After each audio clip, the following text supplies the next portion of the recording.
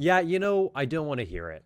Okay? Life gets busy, things happen, illnesses occur, um, Yep, yep. various crime around your city forces you into certain situations. Things happen. Life happens. And we haven't seen you guys in basically a week. We're still Hmm. reeling from the absolute barn burner of a national championship we had last week. Um, it's really surreal to think that Indiana is the national championship, and we're just going to have to accept that going forward. And the gauntlet of college football has completely shifted in the last month or so. Nobody views the SEC the same. Nobody views the Big Nope. Ten the same. And what's going to happen is teams like Ohio State and Michigan and now Indiana will be the gauntlet of college football. They will be the foundation. They'll be basically the entity you need to get through if you want to be taken seriously. Um, Ohio State and Michigan have been on that list for some time. Indiana, I mean, Oregon, what Oregon has been able to do in the last 5 years with Dan Lanning is like, it's still unbelievable. Um, and coming on at such a tumultuous time and taking the reins on a head coach that was supposed to be the next guy, the next face of Oregon for many years. Um, no, it's crazy to think that the Big Ten holds all the power right now. They hold all the cards. Yeah. I don't know. Where do you see the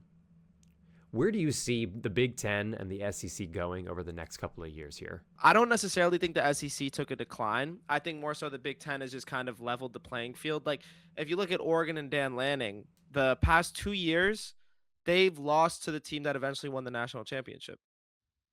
So, and I see a lot of people taking like a knock on or trying to throw dirt on Dan Lanning's name. I don't think you can do that. I mean, this Indiana team is one of the best teams we've seen ever. This is the greatest sports story I think ever. Like, just the way, like, say what you want about the portal and the fact that they like kind of were able to leverage that and NIL, and they looked for guys that were super old and all that. Sure, whatever the case may be, but they brought a national championship to a program that was like known to be one of the worst in the country. Like, this Indiana school, maybe like a couple years back, probably would have lost to JMU in a head-to-head game. You know what I mean? And that's not a knock on JMU. I think JMU would have probably almost dominated them in a head-to-head game a couple years ago.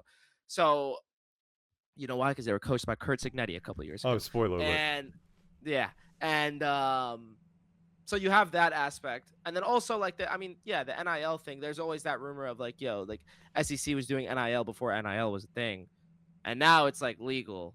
So the Big Ten schools can do that. They can have their fun with it, and there's money over there too in that region. So yeah, I think the Big Ten just kind of leveled.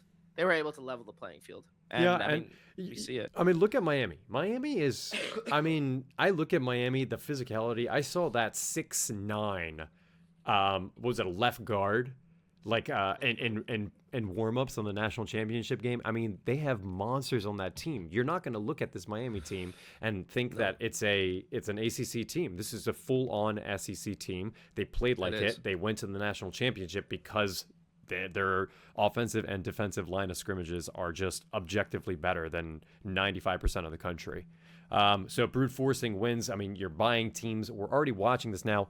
What I want to do with you, with all the information we just got from the national championship, how the playoffs just went, we just got confirmed that the 12-team playoff is going to remain for next year. Yeah.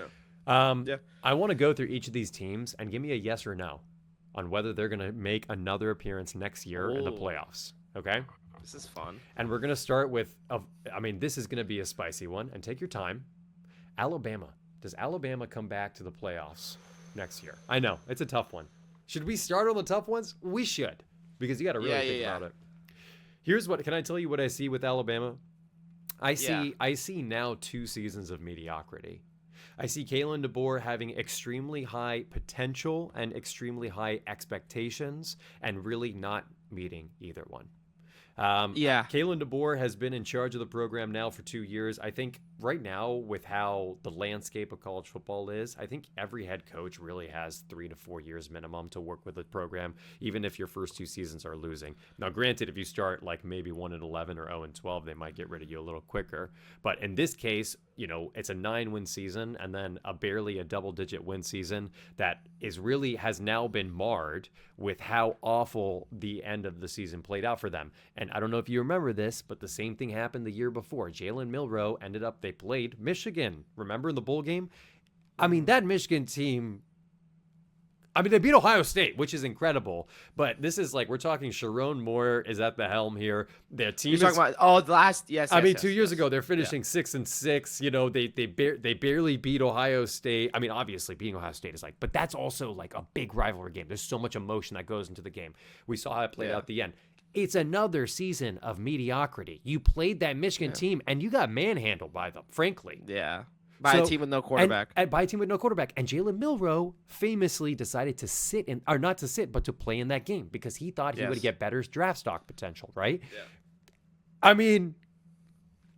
That didn't really pan out for him because he played awfully that game. He showed that he was one-dimensional. And Kalen DeBoer, really, I think we kind of just tucked away that information because everyone thought, well, Kalen DeBoer was kind of thrown into this position. He was handed Jalen Milroe. He was kind of handed, he has to do what he has to do. But the same thing kind of played out again. And I'm going to be honest with you, Brandon, the same thing is going to play out again. I think for the first time, and, since we came out with the 12-team playoff, or sorry, not the first time, we're going to see, Alabama not even in the picture. Not even running for the playoff, given how stacked the SEC is going to look, with all the coaching changes. You have some serious head coach coming in to the SEC. These wins are not going to be gimmies anymore. And Alabama has learned it the hard way over the past 2 years. I don't see them coming back to the playoffs next year. Yeah, I do agree with you. I don't know if they're going to make it to the playoffs next year. My follow-up question to that, because I don't want to derail too much, because this is going to be fun. This whole I know thing it's going to be. We're about to do. But my follow-up question to that is, if they make the playoffs, get knocked in the first round, is DeBoer gone? I think he's gone. Excuse me. I think he's gone for sure. If he doesn't make the playoffs. Yes. No, 100%, and he doesn't, and it's rightfully so because he has had now multiple opportunities to mini rebuild this team to the quality that he wants it to be, to run the schemes that he wants to run. Ryan Grubb needs to, I don't know if he's gone yet, if he's, on his way out. I need to check on that off the coordinators there, but he's got to go. He's as one-dimensional as it gets. He couldn't run in Seattle. He can't run here, in Alabama. Go ahead. Tell me. Yeah, no, I don't think they make the playoffs. Yeah. Not next year. No, it's going to be tough. No. It's going to be tough. Like you said, the competition is it's only increased. South Carolina did a good job in the portal, I believe. Florida, Ole Miss did a great job in the portal. I think that you can't count. They got Deuce Knight coming in. Oh, yeah. They needed him to come in because Ty Simpson, for some godforsaken reason, decided to also. Anyway, if you want to talk about a program that is not on the right upwards trajectory, it's probably Alabama. Okay, who they played against in the first round? Oklahoma. Does Oklahoma make another appearance? No. Okay. I just don't think so. You know what I think it is? I think Oklahoma still has that mystique of that defense carried them and John Mateer. But John Mateer's coming back. He is coming back, and he'll be healthy. If the defense, we have learned that, Oklahoma's going to have a good defense with that leadership, that coaching staff. That defense is going to be elite for years to come. It just will be. It was last year. The defense will be elite. It was the year before. It was this year. It will continue to be, just because that's the way their identity now is going to be. So I think with Mateer having another year of experience, in the SEC, hopefully he'll play a little bit better. Maybe his hand will actually heal, now that he has an off season and whatnot. I actually see Oklahoma being a sleeper pick in the playoffs next year again. I think they'll probably make a run for the SEC title next year. No joke. As long as that defense shows up again next year, they could easily make a run for the title because that's what it takes, That's what we've learned. I just don't trust Venables. I don't trust Venables in that coaching staff, unfortunately. Even though, I do think the defensive genius he is. I think his defense is superb. Couple of there. I will say a couple of his coaching decisions in the Alabama game were very suspect, especially in the second half. So Jesus Christ, love the defense. For those of you who are unaware, Brandon is recovering from COVID himself, so Yes. he's got to take his little. We got it's the snow special, the snowstorm special we got going on right now. I got COVID. Alex is bunkered down. We're screwed pretty much. The Yeah. squad is down and out. Yeah, I mean, if there's ever a time to get sick, not to like add insult Yeah. to injury here, but it's when you're going to be snowed in. So I hope you have everything packed up and everything. Are you a We soup got our guy? Madden draft tomorrow. Are you a soup guy? Oh yeah, I had pho. I already got pho, and Oh I my have some god, leftover pho pho too. sounds so good. I might actually have to. I might have to get how some. I might have to the get some fresh one tonight. yeah. Have you gone outside? Probably not. But it's like 8 degrees right now. And I think wind chill has it I've at heard. 4. It's pretty awful. I'm not gonna lie. I heard. tried taking the pup out. He could not hang. You could tell his feet. He basically was running the whole time. I was like, all right, let's Roni get back in. baloney. Roni Baloney could not hang. So I'm gonna Oh. I'm gonna wait a couple hours, let it toast up a little bit with the sun, and try again. But it is freaking cold. And if you need anything, you let me know. Also, Oh my god! Look at that. Um, What a co-host I got. you asked me something. What did you ask me? Um, no, I was just saying that like I don't think Oklahoma's coaching. I just can't trust Brent Yeah, Venables it's a tough as a one. head coach. It's a tough one. It really is a difficult, just because of especially some of the decision making. I was not a fan of whatsoever. Oklahoma, I'm gonna root for you. I do think that you have potential to get to the title game next year. So we'll see. Okay, maybe an easy one to talk about. JMU without their head coach. Yeah, no shot. No shot. Here's the thing, JMU, I think like the whole miracle story and being able to get like That alone is the a win. unsung heroes into the playoffs and like give them a chance. Let's get Oh, yeah, let's get a group of 5 like representative. I mean, both of the group of 5 representatives, no disrespect to JMU, no disrespect to Tulane, but it was very, very obviously they were outmatched in talent. It is what it is. Oregon dominated despite the scoreline. Obviously, Madison covered, but Oregon absolutely rolled through that JMU team. Madison just had like a really good fourth quarter. They put up a couple touchdowns to make the scoreline a little bit more respectable. I don't know. The group of 5 thing, we've talked about this to death on the podcast. Get rid of that please. necessity. The group of 5 is a completely different tier of college football. Give them their own internal, like what's stopping us from just having our own internal like group of 5 champion? Let's just do like a little let's have a group of 5 champion. And then if you guys really want to get spicy, why don't you send that guy up to the next level and put him into the Power 5? I mean, really, if you feel like that's what it takes, but give them an extra game to at least go through. I mean, we'll get to Texas Tech, but they did not look great either, and they were destroying teams like all season long. The team that beat Texas Tech handily, Oregon. Does Oregon make another return to the college football playoffs? I think they do. I do think so.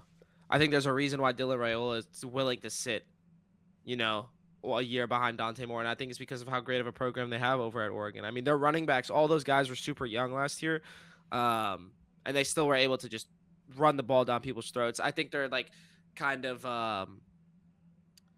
their philosophy of how they play the game, the death by 1,000 cuts. I think that's perfect for them. And I think they execute it really well. I love their play style. They're a physical team and one that you wouldn't expect to be that physical just based on like them being on the West Coast and stuff. But like they really are a Big Ten team, their identity and everything. It's awesome to watch. And yeah, I think Dan Lanning's going to reload. Do I think they win it all? I don't know, man. I mean, they unfortunately, like I said, the past 2 years, they've ended up losing to the eventual Natty Chip winners. But yeah, I think they make it. I really do like Oregon as a program. I think that coaching staff is crazy. And like, granted, they did lose both their offensive and defensive coordinator. Correct me if I'm wrong. So there'll be a change, but you have Dan Lanning, and Dan Lanning has been spearheading that staff for some time. He has a very good control over that program. I think he wants to cement himself into Oregon lore. I like them making it to the playoffs, but I think it's going to take a tougher path than what they had to go through this year. So who knows? Who knows how this season plays out for Oregon? I am excited to see how Dan Lanning is able to do now that he has 2, I would say, elite quarterbacks on his roster, and he just picked up Coy Parrish. I mean, you guys don't even know about Coy Parrish because he's been on Minnesota. You guys don't know yet. Corey Yeah. Parrish, a big deal. You guys thought Thieneman was a big So deal? You good. guys thought Dylan Thieneman was a big deal? Just wait. So Just good. wait. He is going to take that position. I mean, he's going to be the next Caleb Downs. That's what it's going to feel like when he's there. Yes, I like that a lot. Wow, Yeah, that's exactly he what's is. gonna I mean, happen. he Yeah. was. I mean, in my opinion, the next best safety in the country. So Hmm. obviously, as soon as Caleb Downs goes and heads to the draft, um, another Power Five team, Tulane, or sorry, Group of Five team, Tulane. What do we think? Yeah. No more John Summerall. Unfortunate. Tulane, I think they hired their it was their defensive coordinator, maybe offensive coordinator. Hmm. And John Summerall gave a parting gift, like a cash gift. So obviously he wants them to succeed, but the success they had was, I mean, almost exclusively because of John Summerall and his staff. And it was very evident. We talked about it in the offseason last year. John Summerall was one of my favorite coaches going into the new year. And, if anything, I thought he was going to be hired last year somewhere. But it just didn't happen. The run that Lagway had to end the season 2 seasons ago kind of gave another year of despair to the Florida program. Yeah. But here we are now. John Summerall's got the reins. Billy Napier is back into the Group of Five, right? He went to JMU. Yep. I feel bad, man. They lost a lot of guys over at JMU. Like their transfer situation, they lost everybody. But yeah, Oh my it God, is what it is. your sweethearts. Uh Ole huh. Miss. Is Ole Miss coming back? Oh, that is gonna be an interesting one. Um, No Chambliss. So far. no Chambliss. So And far. they did lose some guys to. They lost some guys to LSU, of course. Um, And then ugh, there's no. I don't think so. They're going to lose a lot I of that don't think wide so. receiver core, the front seven they're losing, right? All to the draft. I mean, I don't know. Yeah, a lot of guys. They're losing guys to the draft, losing guys to the portal. They do have some guys coming back. They got Deuce Knight coming in. They have Lacey coming back. Deuce Knight is. Are we excited about that? Yeah, that's a 5-star freshman. Sure. He started a But couple like, games. I know what you're didn't he? saying. I know what you're saying. Yeah. I know he played one game Or against one game. Mercer, and that was the game that he lit it up against the FCS school. But there's not enough to judge like how he's gonna do day one. You know what I mean? Yeah, of So I course. do understand that. But I mean, at the end of the day, that is the guy. Hopefully, if he stays there for a couple of years, you can really, that's your quarterback for the future. With NIL, though, who knows? Yeah. But yeah, no, I don't think so. Unfortunately. I like the story. I like the story of Golden coming in and taking over the team and having a dream run, beating Georgia. I mean, that is still I still Wow. lose sleep over that. I still don't understand how that sick. happened. That was so I know sick. how it happened. I watched it. It was Trinidad Chambliss just 1v21 that game. It was 1v21 that game. Trinidad Chambliss, and he came out on top. I mean, without Trinidad, I don't know. Team isn't up in the air. I don't want to. I would not pick them to make it to the playoffs, but I still think they have a favorable. They've always had they've always had a favorable coaching staff, and it looks like it continued through the playoffs. So I don't know. Who knows how this plays out for Ole Miss? Probably not the playoffs, but maybe a 9-10 win season. Who knows? God, the team that kept surprising me the entire playoffs, Miami. Does Miami come back? Yes. Yes. It's almost no question, right? I think they're the team that's going to make it out the ACC. I think that this team, they figured it out. They're back. Even though they lost the Natty Ship, I mean, this is a season that you celebrate 100%. This is their first double-digit win season. And, I want to say, since 03 or something, or 02, whatever the last time that they had one of those teams was. This is the first time they have double-digit wins since then. Insane. So I think that this squad is back. I think the state of Florida notices it. If I'm a recruit in the state of Florida and I'm looking at all the options, FSU is on the decline. University of Florida, I think they're on the incline, but they did just get a new coach and there's a lot of uncertainty there. The most certain program that you can go to in the state of Florida right now is Miami. And we all know about the recruits that you can get out of Florida. I mean, my goodness, those guys are talented, right next to the Louisiana recruits. You know what I mean? In terms of how talented and athletic these guys are. So yeah, I think Miami is coming back for sure. Yeah. Miami's scary. Miami's really Miami truly is scary. I know that they're going to lose Messidor and Bain to the draft, but those are guys that I think really are going to be good. Yeah, and the truth is, I mean, they'll lose Maui Noah. They'll lose, but they still have Kadarius Toney, not Kadarius, Malachi. No. I keep Malachi saying Tony. They Kadarius. still got baby Malachi Jesus. Tony, Jesus. Yeah, I love Tony. That offense, like when he has the ball in space, it's either a touchdown or a first down. It's really like up to him what he ends up getting. Mark Fletcher, I mean, I low-key want to draft him in our Madden league. That's what you had asked me earlier. You had mentioned that we Yeah. have a Madden draft tomorrow. Mark Fletcher, I'm thinking Yes. about it. Maybe if he falls to like the fourth or the fifth, I might pick him up in our draft. But I really love watching him run off of like those downhill, the duo runs and the halfback zones out of the pistol where he would just sprint downhill behind Maui Noah. I really Hopefully they get Darian Mensah too. Oh That's man, that's the that what would we're all make waiting to see. that would be this team would be one of my favorites to win the Natty if they end up getting Darian Mensah because the amount of offense he's able to produce. It's not Carson Beck. You know what I read the other day? Carson Beck is the Tom Brady of Drew Allers. He's the best of the most mediocre QB, underperforming QBs of all time, right? Yeah. I mean, he had one good season his freshman year or his first starting year, and then here we are. Miami, I feel like all the fans are so thrilled that Carson Beck is not coming back next year, right? It has to be. Gosh, could you imagine Cam Ward with that defense? Oh, if Cam Ward had just played this year, they win the national championship, no question. Oh my god. And the thing is, it's not even they win like they would win every game handily. They beat Ohio State by 10 with Carson Beck doing nothing. Yeah. You know? Literally just dump offs. Absolutely insane. Malachi Tony, I can't wait to see him again next year. What do I even think about this team? Texas A&M.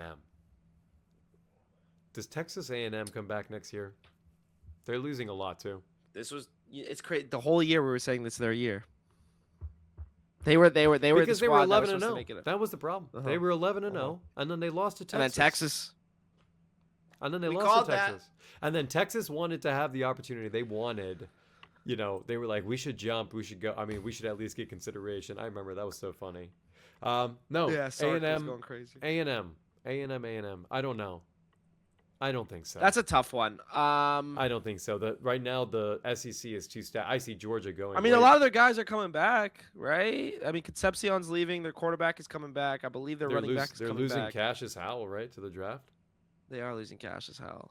I don't know. They're losing some significant people. And is Marcel Reed coming back? Is it good that he's coming back? No, I do think he's a better quarterback than a lot of the He other. will naturally be better because he has another year of experience. But again, it was like, I mean, he started the season so hot. Remember when they beat Notre Dame on the road in that fourth quarter comeback? Was slow. Always. Remember I told you this too. This first half of every even Texas against A&M LSU, game, they started off slow. he threw a Even pick against in the red LSU. zone or in the end zone. Yep. I should say. Yep.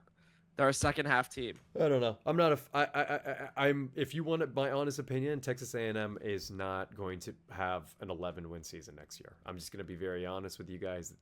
What they had this year ended up being a little bit of a cupcake schedule a little bit now that we take a step back and we look at some of those matchups. So, didn't really have to play powerhouses. At the time might have been viewed as powerhouses like LSU, Death Valley at night. Remember that? And they got smoked. So I don't know. We'll see. Texas A&M, I would say, probably not bullish on them. Yeah, no. Ohio State. Yes, unfortunately. Why are you doing this to me? Ohio State. I don't know if you've been tracking, but they lost a lot of kids. They lost a lot. And I don't know if Ohio State fans are like nervous at all about that, but they've lost a good amount of people. They're going to lose Downs to the draft too, who's arguably the best player in the country, the best football player. They're losing Downs, Carnell Tate To the draft too. Max Clare, right? Am I getting that wrong? Max Clare's going to the draft. Should be. I mean, he might come back for another year. I doubt it.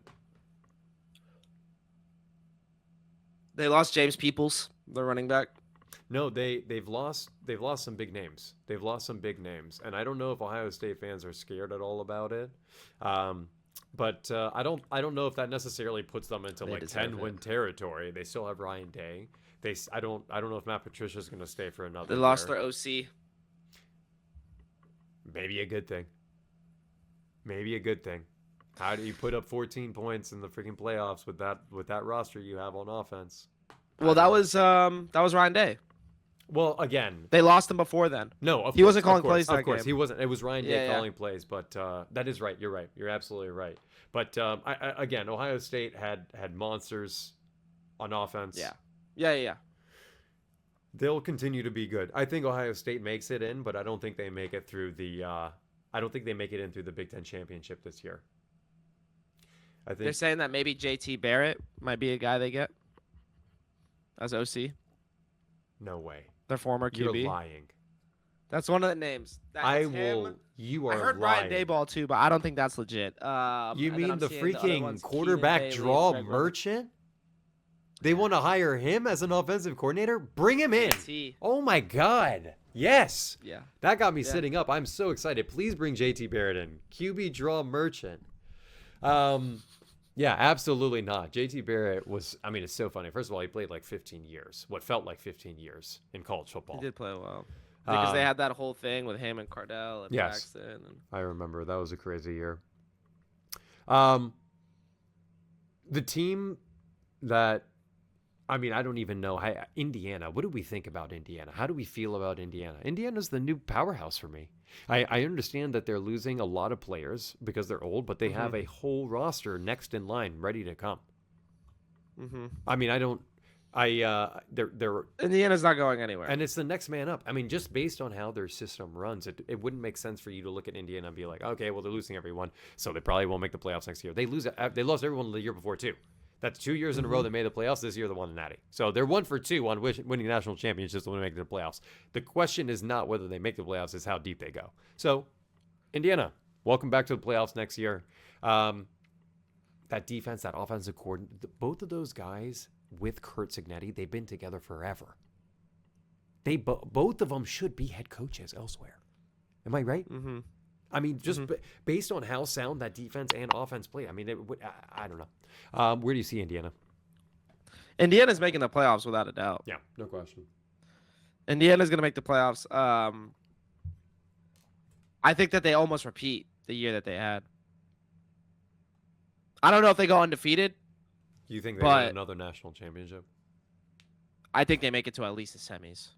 Oh, semis. Minimum. Yeah. Semis I like. Minimum. Making the national championship twice in a row for Indiana would be absolutely I mean, absurd. dude, Kurt has this method and it just works. He has works. this philosophy and this method, and it's just they're so bought into it. Yeah, They're getting all the guys that they want in the portal. They made a huge splash in the portal again. Like they just know what they're doing. I think the only thing that gets in their way is if like another school literally mimics them. Yeah, I mean, he's gotten so many head coaches fired. Think about how many head coaches he's gotten fired, like indirectly. You know, He's so good. And now everyone's going broke trying to find the next Kurt Signetti. All these teams are like shelling out. You know, you think some of our free agency in our Madden league is bad? Like, you should see how in real life this coaching carousel is disgusting. Yeah. So I mean, I don't know.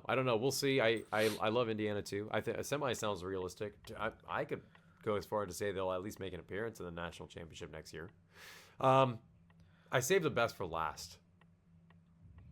Texas Tech. These were your sweethearts. My sweethearts. And they put up a fat donut. Well, can I ask you what you think? What do they need to improve on? The defense obviously was It's legit. just the quarterback play, and they picked up Sorsby. And I know that's Yeah. not immediately going to solve all of your issues, but the one thing that they did very well, I mean, that guy Bailey, that D tackle, was like 14 feet tall.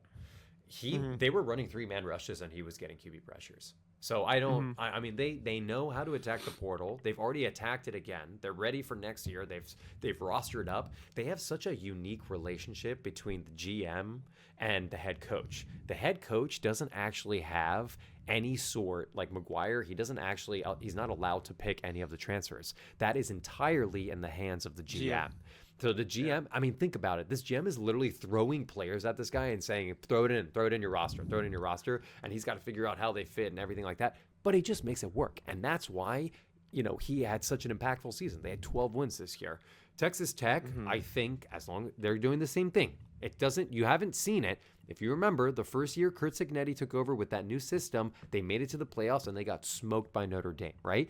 I see Texas Tech having a very similar, plan for the next year. I think they make it to the playoffs again. They make a much deeper run, just because Texas Tech is developing at an absurd rate. I mean, they had linebackers win the Butkus Award. They had, you know, multiple all Big 12 team members. I mean, it's just completely stacked roster. And Baron Morton was not good all year. All year. They were upset. Yeah. The team was upset when Will Hammond, the backup quarterback, tore his ACL because they were like, oh God, we actually liked him because he had legs. He would run. He would run. So I don't know. Texas Tech, I do again. That is my darling program. I will continue to put money on them until the day I die because they have done so well for me. I love watching them play in the line of scrimmage. They win. They win in the trenches, and I love teams like that. That's why I loved watching Miami in the playoffs. Yeah. I don't know. They have the most continuity in the Big 12. Yeah. I mean, out of all those teams in the Big 12, they have the most continuity, the most consistency. They're the ones who, I mean, I know that they're going to lose some pieces on defense, but there's that defense. I still got full faith in them. I think they're going to have that next man up mentality. And they addressed a lot of the holes that they had in the transfer portal. One of the biggest ones with Sorsby. Yeah. That's a top 3, top 5 QB that they could have gotten in the portal. I'm excited to see what they do this coming season because last year was kind of like, I think last year's Texas Tech team, or this most recent year's Texas Tech's team was very similar to the Indiana team that we saw under Kurt Cignetti the very first year, where, you know what I mean? They established the fact that they can be dominant. They will be dominant. They have the backing of the boosters. They have the backing and the mind of the GM in terms of like knowing which guys to get, how to plug and play certain players. And now they're going to make it, hopefully, they make an even bigger statement this coming season. Wouldn't it be crazy if, like, this year we have Indiana in the finals and eventually winning it, and then next year we have a team like Texas Tech, and I mean, that would really flip college football upside down in terms of, like, what even is a blue blood anymore? Yeah. You know what I mean? It's like literally whoever's willing to shell out the most money. And, what Kurt Cignetti has emphasized over and over again is, like, people think that Indiana doesn't have money. They have money. They got money coming in. He said that, like, his alumni base is, like, absurdly large. You'd be very surprised. And actually, I believe it now that I've seen some of these playoff games where it literally felt like, dude, even the final felt like it was like 75% Indiana fans. It was like 60-40. It really felt like, just based on how the cheering went and everything. Yeah. And that's in Miami. In Miami. We can't emphasize that enough. Dude, in Atlanta the week before, it was 100% Indiana fans when they played against Oregon. It was 100% Indiana fans. I'm talking like not 100%, maybe like 95%, but it's not an exaggeration. So I don't know. Indiana has the backing. They got the alumni. They got the money. They've built their roster for next year. It's the plug and play. That's what's going to happen. They got Josh Hoover out of TCU, right? Yeah. I mean, it's plug and play. Yeah. Plug and play. Nick Marsh. They have Turbo Richard. I mean, their squad. That's going to be insane. Where did Hollywood Smothers go to? He went to Bama? Texas. Texas, that's right. Texas looks really scary. You know what I will say? With teams like Oregon and even Texas, like when they have this much hype preseason and they have a lot of returning, talent and stuff like that, I get nervous. I'm not going to lie. I get nervous. Yeah. Because there's a lot of expectation now for Oregon. Not to say that Dan Lanning can't handle it. There's a difference between James Franklin with expectations. We love Dan Lanning on and this Dan show. Lanning. Yeah. Yes. Thank you. Yes, we absolutely do. Okay. You know what, guys? It was an amazing 2025 college football season. It was amazing. It was amazing. And you guys were with us for the whole ride. And it flew by. It really flew by. It's almost scary. Like we put out 50 episodes over the course of like 4 or 5 months. It's crazy. So we really love you guys and thank you for following us along. We're probably I've mentioned this before, but we'll probably move to like a once a week cadence for the off season, and we'll keep you guys, in tune with the ongoing news around the college football world and all the drama and our takes on it, and then you can shit on us for it, and that's what we love you guys for. So we're on almost all socials at this point. So go find us at 2fans1pod. I am Alex. This is Brandon. I'm Brandon. We love you guys so much. Here's to closing out the 2025 season. Peace out, guys. Peace.